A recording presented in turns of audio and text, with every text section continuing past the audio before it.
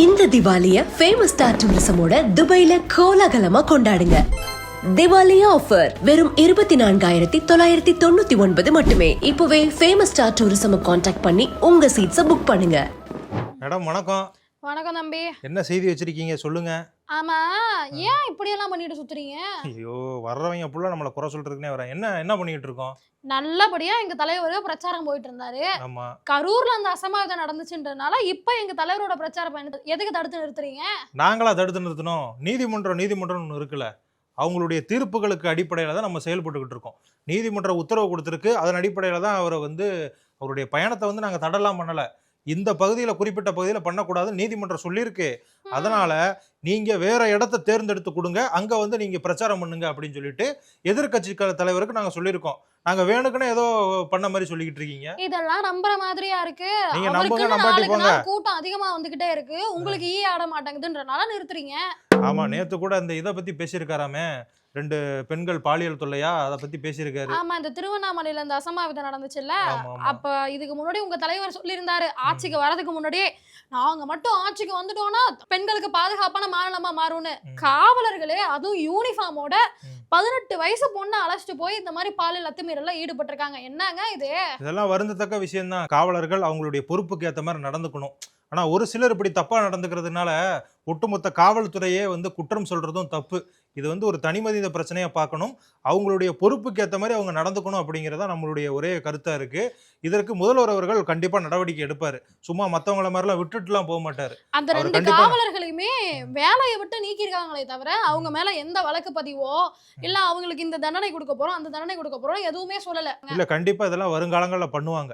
அது போக இந்த 4.5 வருஷத்தை எடுத்து பாத்தீங்க அப்படின்னா குழந்தைகள்ல இருந்து வயசானவங்க வரைக்குமே அவங்க மீதான அத்துமீறல்ன்றது ரொம்பவே அதிகமா நடந்துட்டு இருக்கான். அந்த அளவுக்கு பிரச்சனை நடந்துட்டு இருக்கு. இதுல பெண்களுக்கு பாதுகாப்பு எங்கெங்க இருக்கு?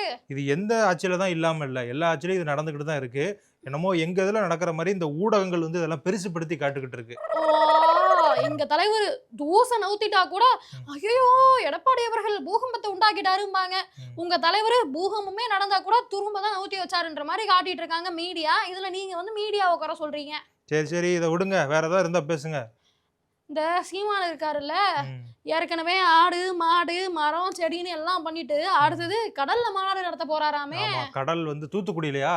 ஆமா, தூத்துக்குடியில கடல் மாநாடு நடத்த போறாராம். தஞ்சாவூர்ல தண்ணிக்கு மாநாடு நடத்த போறாராம். ஆமா, இப்படியே ஒவ்வொரு ஊருக்கு ஒவ்வொரு மாநாடு நடத்திக்கிட்டு இருக்காரு. இதுல என்ன சொல்றாருங்க அப்படின்னா, தூத்துக்குடியில கடல் மாநாடு நடத்துறாங்கல்ல, அதுல பாத்தீங்க அப்படின்னா கடல்ல இதுல போறாராம், கப்பல்ல போய் கடல்ல ஆய்வு பண்ண போறாராம். கடல்ல எப்படி ஆய்வு பண்ணுவாருன்னு எனக்கு தெரியல. ஏன்னா ஏற்கனவே விஜய் ரசிகர்கள் அவரை போட்டு தாளிச்சுக்கிட்டு இருக்காங்க. நேத்து பாத்தீங்களா, அந்த விஜய் அவர்கள் 41 பேர் இறந்து போயிட்டாங்கல்ல, அதை வச்சு ஏதோ காமெடி பண்ணி சிரிச்சுக்கிட்டு இருக்காருங்க. ஆமா, நானுமே பார்த்தேன். அது ஒரு துக்கமான சம்பவம். அது இவர் சொல்றாரு, எனக்கு அவன் மேல கோவம் இருந்துச்சுன்னா அவனை கொண்டுட்டு நான் ஜெயிலுக்கெல்லாம் போக மாட்டேன். டே அங்க போங்கடா, பிரச்சாரம் நடக்குது, அங்க போங்கன்னா அந்த கூட்டத்துல போய் அவனே செத்துருவான், நம்ம ஜாலியா இருக்கலாம்ன்ற மாதிரி நகைச்சுவை பண்ணிட்டு இருக்காரு. அதுவும் இல்லாம இந்த சம்பவம் நடந்த நாள் பாத்தீங்க, 2ஆம் தேதி பாத்தீங்க அப்படின்னா அவரு பாவம், அவர் என்னங்க பண்ணுவாரு அப்படின்ற மாதிரி தாவேக தலைவருக்கு ஆறுதலா பேசிட்டு நேத்து அப்படியே பிளேட்டை திருப்பி போட்டு பேசுறாரு. எல்லாத்துக்கும் அவர் தான் காரணம், அவர் தான் பொறுப்பேற்கணும்ட்டு. என்னங்க இது? இப்படி ஒவ்வொரு இடத்துலயும் ஒவ்வொரு பிரச்சனை இருந்துகிட்டு தான் இருக்கு. என்ன பண்றது? நான் வேற ஒரு செய்தி வச்சிருக்கேன், முக்கியமான செய்தி. அதாவது நம்ம இந்திய நாட்டினுடைய ராணுவ தளபதி உபேந்திரா இருக்காருல்ல, அவர் பேர் உபேந்திரா திவிவேதி. அவர் பாகிஸ்தானுக்கு ஒரு எச்சரிக்கை கொடுத்திருக்காரு. என்னன்னா, பாகிஸ்தான் பயங்கரவாத ஏற்றுமதியை நிறுத்த வேண்டும், இல்லை என்றால் ஆபரேஷன் சிந்தூர் 2ஆம் பாகம் வெகு தொலைவில் இல்லை. இந்த முறை இந்திய ராணுவம் கட்டுப்பாடுடன் நடந்து கொள்ளாது. உலக வரைபடத்தில் நீடிக்க விரும்பினால் பாகிஸ்தான் பயங்கரவாதத்தை நிறுத்த வேண்டும் அப்படின்னு சொல்லிட்டு ஒரு பயங்கரமான எச்சரிக்கை கொடுத்திருக்காரு. இன்னுமா பாகிஸ்தான்ல தீவிரவாதம் அதிகமாயிட்டு இருக்கு? ஆமா, என்ன பண்ண, உங்களுக்கு என்ன தெரியும் அதை பத்தி? சும்மா பேசிக்கிட்டே இருக்கீங்க. என்னமோ உங்க தலைவர் தான் பேரணி நடத்தி போற நிறுத்திட்டாரு அப்படின்னு இந்த சிந்தூர் நடக்கும்போது நீங்க எல்லாம் பில்டப் எல்லாம் பண்ணிட்டு இருந்தீங்க. இல்ல, என்ன பாகிஸ்தானை பத்தி பேசினாலும் எங்க கிட்ட தான் நீங்க குறை சொல்ல வர்றீங்க. ஏங்க, எது நடந்தாலும் நீங்க தானே நாங்க தான் பண்ணோம் ஸ்டிக்கர் ஒட்டிக்கிறீங்க, அப்புறம் என்ன சொல்ல? தம்பி வணக்கம். வணக்கம்ண்ணே, டீ போடுங்கண்ணே. டீ போடுறது இருக்கட்டும். நேத்து பாத்தியா, நம்ம ரொம்ப நாள் கழிச்சு இந்த திராவிடாஸ் கஃபே ஆரம்பிச்சோம். மக்கள்லாம் நல்ல வரவேற்பு. ரொம்ப நாளா இந்த நிகழ்ச்சி எதிர்பார்த்து காத்திருந்தோம், ஆனா வரல அப்படிங்கிற மாதிரி சொன்னாங்க. அதனால நம்ம இனிமே டெய்லி வந்துருவோம், ஞாயிற்றுக்கிழமை தவிர டெய்லி வந்துருவோம் அப்படின்னு மக்கள்கிட்ட உறுதியா சொல்லிடுவோம். இன்னொரு முக்கியமான விஷயம் என்னன்னா, நீங்க நம்ம நிகழ்ச்சியை பாக்குறீங்க, அதே மாதிரி உங்களுடைய நண்பர்களுக்கும் ஷேர் பண்ணீங்க அப்படின்னா எங்களுக்கு ஊக்கமா இருக்கும். ஏன்னா வியூஸ் போக போக தானே நம்ம வந்து செய்யறதுக்கான ஒரு ஆர்வம் வரும். அதனாலதான் சொல்றோம். சரி, இன்னைக்கு பாத்தியா முதல்வர் அவர்கள் வந்து சமீப காலமா நடக்கக்கூடிய பிரச்சனைகள்லாம் ஒரு முற்றுப்புள்ளி வைக்கும் விதமா பேசிக்கிட்டு இருக்காரு. என்ன பேசுறாரு? ஏன் அப்படின்னா இந்த கரூர் சம்பவம் எல்லாரையுமே வந்து வருத்தத்துக்குள்ளாக்கிய ஒரு சம்பவம். அதுக்கு என்ன பண்றாங்க, ஒரு தரப்பினர் இன்னொரு தரப்பினர் மீது குற்றம் சொல்றாங்க, இன்னொரு தரப்பினர் அவங்க மேல குற்றம் சொல்றாங்க. இப்படி மாறி மாறி குற்றம் சொல்லிக்கிட்டே இருக்காதீங்க. இதுக்கு வந்து ஒரு நிரந்தர தீர்வு காணணும்.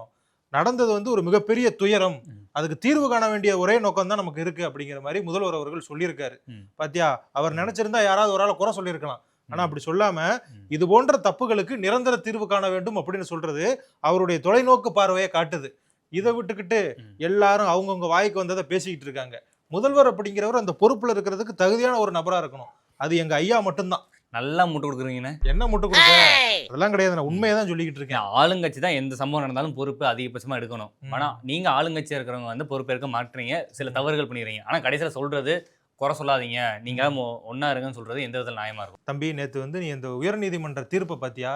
அந்த நீதிபதி அவர்கள் வந்து தெளிவா சொல்லியிருக்காரு என்ன பிரச்சனை, யார் மேல தப்பு இருக்கு, யார் யாரெல்லாம் இதுக்கு வந்து பொறுப்பா இருக்காங்க அப்படிங்கிறத அவர் வந்து தெளிவா சொல்லிட்டாரு. இது மட்டும் இல்லாம நேற்று வந்து புஷி ஆனந்த் அவர்கள் வந்து சொல்றாரு, இதுக்கும் எனக்கும் பொறுப்பு கிடையாது, இந்த பிரச்சாரத்துக்கு ஏற்பாடு பண்ணதே அந்த மாவட்ட செயலாளர் தான், அவர் தான் இதுக்கு காரணம் அப்படிங்கிற மாதிரி தன்னுடைய கட்சிக்காரரையே மாட்டி வர்ற மாதிரி பேசியிருக்காருப்பா. இதெல்லாம் பண்ணக்கூடாது. இதெல்லாம் ஒரு கட்சி, அந்த கட்சிக்கு தலைவராக இருக்கிறவங்க, முக்கிய பொறுப்புகள் இருக்கிறவங்க முதிர்ச்சி உள்ளவர்களா இருக்கணும். இன்னொரு முக்கியமான விஷயம் ஆதவ அர்ஜுனா, அதை பத்தி நீ சொல்லு, தொடர்ந்து நானே பேசிக்கிட்டு இருக்கேன். ஆதவ அர்ஜுனா அவர்கள் வந்து உத்தரகாண்ட் போயிருக்காரு. இந்த கரூர் சம்பவம்ன்றது வந்து இந்தியா ஃபுல்லாக பெரிய தாக்கத்தை ஏற்படுத்துச்சு. ஸோ அதனால வந்து இது விஷயமா பேச போறேன்னு உத்தரகாண்ட் வரைக்கும் ஆதவ அர்ஜுனா வந்து போயிருக்காரு. அதுவும் இல்லாமல் அண்ணாமலை அவர்கள் இருக்காருல்ல, அவரும் வந்து இது விஷயமா வந்து டெல்லிக்கு போயிருக்காரு. அண்ணாமலை அவர்கள் விஷயத்துக்கு அடுத்து வருவோம். இப்ப வந்து கரூர் சம்பவம் தொடர்பாக கலவரத்தை தூண்டும் வகையில் ட்வீட் போட்ட வழக்கில் நடவடிக்கை எடுக்க தவறியது ஏன் என ஹைகோர்ட் வந்து கேள்வி எழுப்பியிருந்துச்சுல ஆதவ அர்ஜுனா நோக்கி. உத்தரகாண்ட் மாநிலம் டேராடூனுக்கு அவர் வந்து எதுக்கு போயிருக்காருன்னு சொன்ன? இந்த கரூர் சம்பவத்துக்காக. அதுக்கெல்லாம் கிடையாது. உத்தரகாண்ட்ல போய் கரூர் சம்பவத்துக்கு என்ன பண்ண போறாரு அவரு? ஏதோ டெல்லியில பார்த்து பேச போறேன். சும்மா ஏதாவது வாய்க்கு வந்தா பேசாதீங்க. நீ அந்த விர்ச்சுவல் வாரியர்ஸ் சொல்லுவாங்களா, அவங்கள மாதிரி பேசிக்கிட்டு இருக்கியப்ப. அவர் வந்து கூடைப்பந்து விளையாட போயிருக்காராம். அவர் வந்து ஒரு பேஸ்கெட் பால் வீரர் அப்படிங்கிறது நம்ம எல்லாருக்குமே தெரியும். அதனால டேராடூனுக்கு அதுக்கு தான் போயிருக்காரு. அவர் என்ன கரூர் போய் அங்க என்ன கரூர்காரங்களா அங்க என்ன குடியிருக்காங்களா? இல்லங்க, டெல்லியில கோர்ட்ல கேஸ் அதெல்லாம் கிடையாது. டெல்லியில எல்லாம் நடக்கல, நடக்கிறது மதுரை கிளையில தான் நடந்துகிட்டு இருக்கு. உயர் நீதிமன்றம் மதுரை கிளையில நடக்குது. இந்த மாதிரியான விஷயங்களை தெரிஞ்சுக்கிட்டு வந்து பேசுங்க. சும்மா ஏதாவது வாட்ஸ்அப்ல வர்ற செய்திகளை பார்த்துக்கிட்டு ஏதாவது சொல்ல வேண்டியது சும்மா. நான் சொல்லல, சோசியல் மீடியாஸ்ல அப்படிதான் பரப்புறாங்க. அதான் தம்பி, எந்த ஒரு செய்தினாலும் பார்த்து இது உண்மையா பொய்யா அப்படிங்கறத நீங்க தெரிஞ்சுக்கோங்க, சரியா? நீங்க அண்ணாமலை அவர்களை பத்தி பேசிருக்கீங்க. அண்ணாமலை அவர்கள் எதுக்கு டெல்லிக்கு போயிருக்காரு? எதுக்கு போயிருக்காரு நீ தான்ப்பா சொல்லணும். அண்ணாமலை அவர்கள் டெல்லிக்கு வேற ஏதாவது விஷயத்துக்கு போயிருப்பாரு. ஆனா அதே அண்ணாமலை அவர்கள் ஒரு விஷயம் சொல்லியிருக்காரு. ஏன்னா விஜய் அவர்களுக்காக நாங்க தான் பேசிக்கிட்டு இருக்கோம், விஜய் அவர்கள் வாய் திறந்து பேசட்டுமே, அவர் ஏன் பேசவே மாட்டாரு? இந்த பாதிப்புல முக்கியமான நபரா கருதப்படுறவர் அவர் தான். அவர் தான் வீடியோ ரிலீஸ் பண்ணாரு. வீடியோ தானப்பா ரிலீஸ் பண்ணியிருக்காரு. டெய்லி இது குறித்து ஒவ்வொரு தலைவர்களும் பேட்டி கொடுத்துக்கிட்டு இருக்காங்க.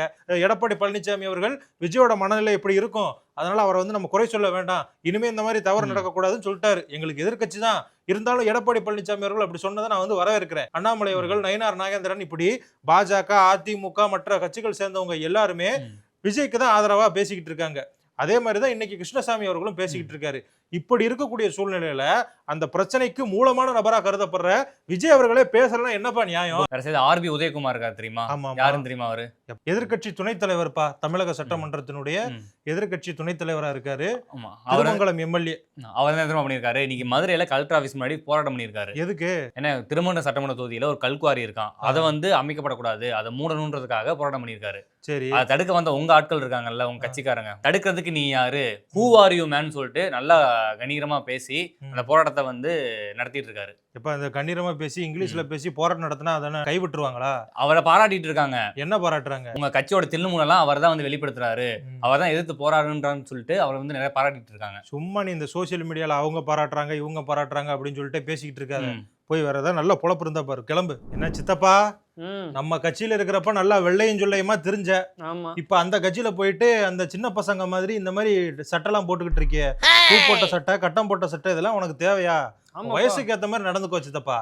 ஆமாப்பா, நல்லா இருக்குல்ல, சின்ன பையன் மாதிரி இருக்கன்ல, எல்லாருமே சொல்றாங்க. யாரு சொன்னா? அணில்கள்லாம் சொல்றாங்கப்பா. அதான் பூனைக்கு சூடு போட்டா புளி ஆயிருமாப்பா. சரி விடு, வந்த செய்தியை சொல்லு. ஆமாப்பா, இந்த பாஜகல எச் ராஜா இருக்காருல்ல, ஆமா, அவர் என்ன சொல்லிக்கிறாருன்னா விஜய்க்கு சப்போர்ட் பண்ணிக்கிறாரு. அதான் தொடர்ந்து சொல்லிக்கிட்டே இருக்கேனே, பாஜக, அதிமுக இந்த மாதிரியான கட்சிகள் எல்லாமே விஜய்க்கு சப்போர்ட் பண்றாங்க. ஏன் அப்படின்னா அவங்க எல்லாம் கூட்டணி சேர்ந்து 2026 சட்டமன்ற தேர்தலில் எங்களை வந்து தோக்கடிக்க போறாங்களாம். இதெல்லாம் நடக்குமாப்பா? அதுக்கான வாய்ப்பே கிடையாது. இல்லப்பா, நீ அப்படி நினைக்காத. ஆனா விஜய் திட்டிக்கிட்டு தானே இருக்காரு யாரு? பிஜேபியா. பிஜேபியை திட்டட்டும். அவங்களுக்குள்ள ஒரு ஒப்பந்தம் இருக்கு. அது வந்து வெளியே யாருக்கும் தெரியாது. நம்மள மாதிரி ஆட்களுக்கு செய்தி வந்துகிட்டு தான் இருக்கு. அதனால விடு, அதெல்லாம் பத்தி பேசுறதுக்கு இல்ல. அவங்க ஏதாவது பேசிட்டு போட்டோம். வேற ஏதாவது செய்தி இருக்கா? ஆமாப்பா, இருக்குப்பா. விஜய் எங்க தலைவர் இருக்காருல்ல, அவரோட வீட்டுக்கு பலத்த போலீஸ் பாதுகாப்பு போட்டிருக்காங்க. ஆமாப்பா, அவருக்கு ஏற்கனவே எக்ஸ், ஒய், இஜெட் அப்படின்னு இங்கிலீஷ்ல இருக்கிற எல்லா பிரிவையும் போட்டு பாதுகாப்பு போட்டுக்கிட்டு தான் இருக்காங்க. ஆனாலுமே பாத்தீங்க அப்படின்னா அவர் தான் வீட்டை விட்டு வெளியே வர்றதே இல்லையாமே. ஒண்ணு வீட்டுல இருக்காரு. இந்த ஏதோ ஒரு சொல்லுவாங்க, நீலாம்பூரா ஏதோ ஒரு ஏரியா, நீலாங்கரையில இருந்து பட்டினப்பாக்கம் போறாரு. பட்டினப்பாக்கத்துல இருந்து நீலாங்கரைக்கு வர்றாரு. இது மட்டும் தான் அவர் பண்ணிக்கிட்டு இருக்காரு. வேற எங்க போக அவருக்கு பாதுகாப்பு கொடுக்கறதுக்கு? கொஞ்ச நாள் வந்து இந்த மாதிரி கரூர் அங்கங்கேயும் போய்கிட்டு இருந்தாரு. இந்த கலவரம் வந்ததுக்கு அப்புறமா அதுவுமே நின்று போச்சு. இப்ப இவரால என்ன ஆச்சு அப்படின்னா, எடப்பாடி பழனிசாமி அவர்கள் வந்து அவருடைய பிரச்சாரம் வந்து தொடர்ந்து போய்கிட்டு இருக்குல்ல, அதுக்கு வந்து இப்ப தடை விதிச்சிருக்காங்க. ஆமாப்பா, நானும் கேள்விப்பட்டேன். அது விஜயால பாதிப்பு இல்லப்பா, உங்களாலதான் பாதிப்பு. எங்களாலாம் கிடையாது. நீங்க பண்ண சதியாலதான்பா இவ்வளவு. இப்படி எல்லாம் பேசிக்கிட்டு இருக்காத உன்னையும் தூக்கி ஜெயில போட்டுற போறாங்க. ஏற்கனவே பார்த்தோன்னா நிறைய பேர் பேசுறவங்க, நீதிமன்ற தீர்ப்பெல்லாம் ஒருத்தர் விமர்சிச்சு பேசியிருக்காரு, ஒரு யூடியூபர். ஆமா, இன்னைக்கு கூட அரெஸ்ட் பண்ணிட்டாங்க. ஆமா, அவரெல்லாம் அரெஸ்ட் பண்ணிருக்காங்க. இதே மாதிரி பார்த்தா அப்படின்னா வடக்க நம்ம தீவிரவாதிகளுக்கு நிறைய யூடியூபர் வந்து உதவி பண்ணிக்கிட்டு இருக்காங்களாம். ஆமாப்பா, நானும் கேள்விப்பட்டேன். இன்னைக்கு நான் இதை பத்தி ஒரு மோனோலாக் வேற பண்ணிருக்கேன். இந்த மாதிரி தான்ப்பா நடந்துகிட்டு இருக்கு. சமூக வலைதளங்கள்ல பொறுப்பா கருத்தை பதிவிடுங்க அப்படிங்கறத எல்லாரும் சொல்லிக்கிட்டு இருக்காங்க. இன்னைக்கு நம்ம எல்லா இடத்துலயும் முக்கியமான பிரச்சனையா இருக்கிறது என்னது? ஆம்புலன்ஸ்ல தானே நிறைய பிரச்சனைகள் வந்துகிட்டு இருக்கு. இந்த கரூர் சம்பவத்துல இந்த ஆம்புலன்ஸ் டிரைவர்களை விசாரிக்கிறதா கூறப்படுது. ஆம்புலன்ஸ் டிரைவர்களை வந்து விசாரிச்சு அவங்க கிட்ட வந்து உண்மையை தெரிஞ்சுக்கலாம் அப்படிங்கிற மாதிரி சொல்லப்படுது. இதே மாதிரி நான் ஆம்புலன்ஸ் வச்சு இன்னொரு பிரச்சனை வேற. நாமக்கல் மாவட்டம் மோகனூர் அருகே ஒரு மூதாட்டியை வந்து 108 ஆம்புலன்ஸ்ல வச்சு கொண்டு போய்கிட்டு இருந்தாங்க சிகிச்சைக்காக. திடீர்னு பார்த்தா அப்படின்னா ஆம்புலன்ஸ் பழுதாகி போயிருச்சு. அதுக்கப்புறமா அங்க இருக்கிறவங்க எல்லாம் தள்ளி பார்த்திருக்காங்க, ஆம்புலன்ஸ் ஸ்டார்ட் ஆகவே இல்லை. அதுக்கப்புறமா இன்னொரு ஆம்புலன்ஸ் வர வச்சு அந்த ஆம்புலன்ஸ்ல அந்த பாட்டியை சிகிச்சைக்காக கொண்டு போயிருக்காங்க. காப்பாத்திட்டாங்க. அது ஏதோ நல்ல வழியா நடந்து போச்சு. என்னப்பா உங்க அரசு இப்படி பண்ணிக்கிட்டு இருக்கு? என்னப்பா பண்ணுது? எங்க அரசு வந்து மக்களுக்கு நல்லது மட்டும் தானே பண்ணுது. நீங்க தான் சொல்லிக்கணும். சரி, என்ன பண்ணுச்சு சொல்லு. என்ன ஆளுநருக்கு எதிராக வழக்கு போட்டிருக்கீங்க? ஆமாப்பா, அது வந்து ஒரு முக்கியமான விஷயம். அதை வந்து நான் அதை பார்த்தே படிக்கிறேன். கும்பகோணம் கலைஞர் பல்கலைக்கழகம் இருக்குல்ல, அதுக்கு வந்து ஒரு மசோதா அனுப்பியிருக்காங்கப்பா. அது என்ன மசோதா அப்படின்னு நமக்கு தெரியல. அந்த மசோதாவை குடியரசுத் தலைவருக்கு அனுப்பிய ஆளுநர் RN ரவியோட முடிவு இருக்குல்ல, அதுக்கு எதிராக தான் உச்சநீதிமன்றத்தில் அரசு மனு கொடுத்திருக்காங்க. ஆளுநரோட நடவடிக்கை சட்டப்பேரவை முடிவுக்கு எதிரானது, இதில் உச்சநீதிமன்றம் தலையிட்டு உரிய உத்தரவு பிறப்பிக்க வேண்டும் அப்படின்னும் அந்த மனுவுல கூறியிருக்காங்கப்பா. அதனாலதான் பாத்தியா, ஆளுநர் அவர்கள் வந்து தொடர்ந்து எதிர்கட்சி மாதிரி செயல்பட்டுக்கிட்டு இருக்காரு. ஆளுநர் அப்படிங்கிறது ஒரு பொறுப்பு. அந்த பொறுப்புக்கு ஏற்ப அவர் செயல்படல அப்படிங்கறத எங்களுடைய குற்றச்சாட்டு. ஸோ அதனாலதான் நாங்க வந்து இப்போ மனு போட்டிருக்கோம். இதுக்கு வந்து உரிய நீதி கிடைக்கணும் அப்படிங்கறத எங்களுடைய ஒரே கோரிக்கை. எங்களுக்கும் ஆளுநர் பிடிக்காது. ஏன் பிடிக்காதுப்பா? எங்க தலைவருக்கு பிடிக்காது, அதனால எங்களுக்கும் பிடிக்காது. அப்படியா? இதுல வந்து நம்ம 2 பேரும் ஒன்னா தான் இருக்கோம். ஒரு சில விஷயங்களை தவிர மற்ற விஷயங்கள் எல்லாத்துலயுமே நம்ம 2 பேரும் ஒண்ணு மண்ணா தான் இருக்கோம். கொள்கை தலைவர்ல இருந்து எல்லாமே ஒண்ணுதான். ஆமாப்பா. வந்தாச்சு பேசு தமிழா பேசோட தாம் தூம் தீபாவளி. இன்னும் நீங்க பேசு தமிழா பேசு சேனலை சப்ஸ்கிரைப் பண்ணாம இருக்கீங்களா? உடனே சப்ஸ்கிரைப் பண்ணி இந்த வாய்ப்பை மிஸ் பண்ணிடாதீங்க. நீங்க சென்னை வாசியா இருந்தா நம்ம பேசு தமிழா பேசு சேனல்ல கேட்கப்படுற கேள்விகளுக்கு சரியான பதில சொல்லி பரிசாலுங்க. இங்க பட்டாசு, ட்ரெஸ், ஸ்வீட்ஸ் இது மட்டும் இல்லாம ஏகப்பட்ட பரிசுகள் காத்துட்டு இருக்கு. இந்த தீபாவளியை தாம் தூம்னு கொண்டாடுங்க.